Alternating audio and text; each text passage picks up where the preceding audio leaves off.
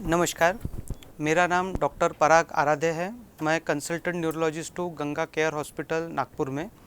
मैं यहाँ पे विगत 3 वर्षों से न्यूरोलॉजिस्ट सलाहकार के रूप में कार्यरत हूँ। आज हम यहाँ पे कुछ कॉमन न्यूरोलॉजिकल जो प्रॉब्लम्स होते हैं उनके बारे में चर्चा करेंगे, जिसके बारे में कई तरह की भ्रांतियाँ लोगों में रहती है और सवाल रहते हैं, उनका हम उत्तर देने की कोशिश करेंगे। कॉमन न्यूरोलॉजिकल डिसऑर्डर्स अगर हम देखें तो जिस तरह से हम देखते हैं कि बहुत कॉमनली लोगों को माइग्रेन की समस्या होती है, लोगों को मिर्गी के दौरे आना या फिट्स की प्रॉब्लम रहती है।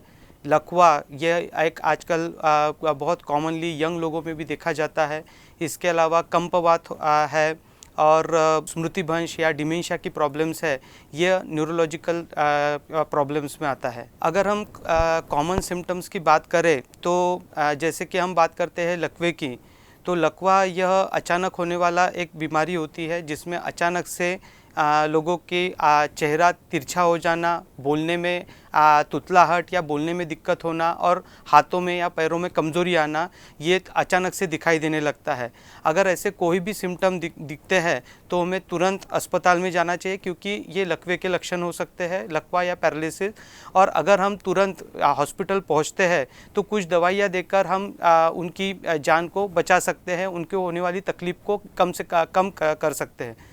उसी तरह से अगर हम सिम्टम्स की बात करें एपिलेप्सी की, तो इसमें पेशेंट अचानक बेहोश हो जाता है या फिर हाथ पैर में उसको अकड़न सी आ जाती है और कभी ज़बान कट जाना, कपड़ों में पेशाब हो जाना और इस तरह की सिम्टम्स हमको मिर्गी के दौरों में दिखाई देते हैं। अगर इस प्रकार के दौरे पड़ते हैं तो हमें डरना नहीं चाहिए, पेशेंट को तुरंत सेफ जगह पे शिफ्ट करना चाहिए। उन्हें किसी प्रकार का, जैसे देखा जाता है कि काफ़ी बार लोग पानी पिलाने की कोशिश करते हैं, इससे उनको खतरा हो सकता है, उनके फेफड़ों में पानी जाके उनको तकलीफ हो सकती है।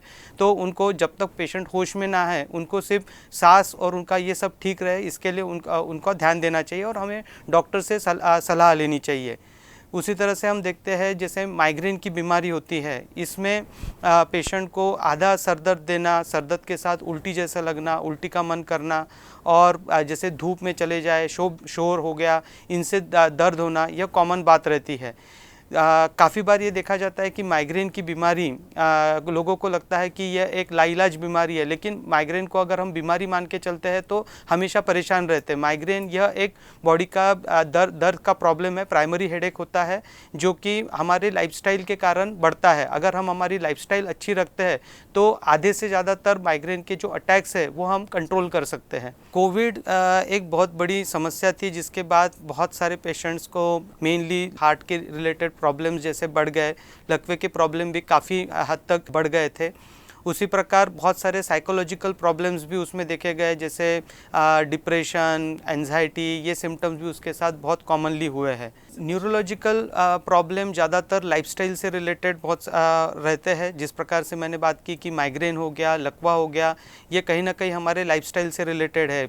एक्सेसिव स्मोकिंग, ड्रिंक्स, उसके बाद में खान पान में जैसे बाहर का खाना, फास्ट फूड, ये सब चीज़ें ये चीज़ों को बढ़ाती है। तो हमें ये देखना चाहिए कि किसी भी तरह से अगर कोई अल्कोहल ड्रिंक का कर रहा है या फिर स्मोकिंग कर रहा है तो उन्हें हम अवॉइड करें। हेल्थी लाइफस्टाइल चुनें, एक्सरसाइज, व्यायाम रेगुलर करें, उस जिससे हमारा बीपी और शुगर कंट्रोल में रहे। इससे डेफिनेटली जो हमारा जो चांसेस स्ट्रोक होने के और ये है, ये काफ़ी हद तक कम होंगे।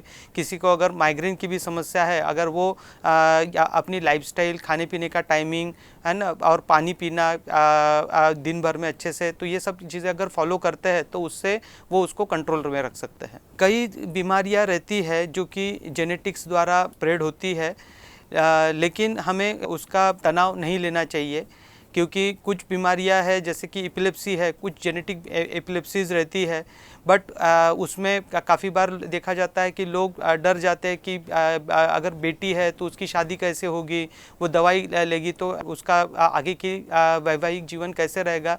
लेकिन ये सब बीमारी रहते हुए भी जो चांसेस रहते हैं बच्चे को उस प्रकार के होने के वो कम रहते हैं। और अगर किसी को एपिलेप्सी है या इस प्रकार की बीमारी है तो उसके बच्चों को होने के चांसेस कम रहेंगे, तो वो शादी ब्याह सारी चीज़ें कर सकते हैं, बस उनको दवाई जो रहता है वो रेगुलर लेना रहता है। मैं सिर्फ यही मैसेज देना चाहूँगा कि हमें एक हेल्दी लाइफ चुननी चाहिए जिसमें कि रेगुलर एक्सरसाइजेस, व्यायाम, वॉकिंग, जिससे हमारा जो कोलेस्ट्रॉल लेवल रहेगा, बीपी का लेवल रहेगा वो कंट्रोल रहे। उसके अलावा जंक फूड्स और जो फास्ट फूड रहते हैं उनको हमको अवॉइड करना चाहिए और एक हेल्दी फूड जो रहता है उसको चुनना चाहिए। ड्रिंक्स, स्मोकिंग, इन चीज़ों से हमें परहेज़ करना चाहिए, क्योंकि यही चीज़ें हैं जो ये बीमारियों का मूल कारण है।